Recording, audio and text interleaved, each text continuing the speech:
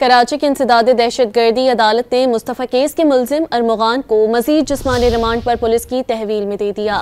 दौरान समाअत मुलजिम के वालिद को शोर शराबा करने पर अदालत से बाहर निकाल दिया गया। मजीद जानेंगे डॉन न्यूज़ के नुमाइंदे शफी बलोच से। शफी, बताइएगा क्या तफसीलात हैं? जी, आज अरमगान को जो है वो इंसदाद दहशतगर्दी की अदालत में पेश किया गया, जहां पर आज मीडिया को भी और अरमगान के वालिद को भी कमरे अदालत में जाने की इजाजत नहीं दी गई और इस पर अरमगान के वालिद ने काफी शोर शराबा किया, जिसके बाद कहा गया कि आप खामोश रहने की गारंटी दे तो अंदर जाने की इजाजत दे सकते हैं। तो दौरान समाअत जो है वो आज तफ्तीशी अफसर की जानिब से इब्तिदाई रिपोर्ट पेश की गई और अदालत से मुलजिम की मजीद जिस्मानी रिमांड की इस्तदा की गई और अदालत को बताया गया कि मुलजिम से जो है वो मजीद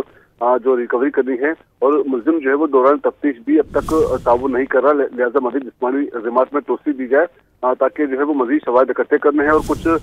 जो एविडेंस है उनके फोरेंसिक भी कराने हैं। इस पर जो है वो दूसरी जानिब अरमगान के वकील ने जो है वो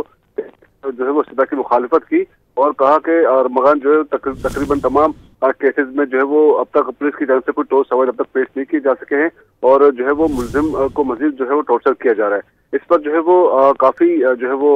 इस पर दोनों वकला के दोनों साइड से जो है वो दलाल दिए गए और जिस पर अदालत ने मुलजिम से पूछा कि क्या उसे जो है वो अदालत में या पुलिस की हिरासत में मजीद तशद्दुद किया जा रहा है या नहीं, जिस पर जो है वो मुलजिम की जानिब से कहा गया कि उस पर मजीद दोबारा तशद्दुद किया जा रहा है, लेकिन दूसरी जानिब जो है वो सरकारी वकील की जानिब से बताया गया कि मुलजिम जो है वो मजीद जिस्मानी रिमांड पर पुलिस की तहवील में दे दिया गया है। बहुत शुक्रिया शफी बलोच इन तफसीलात के लिए।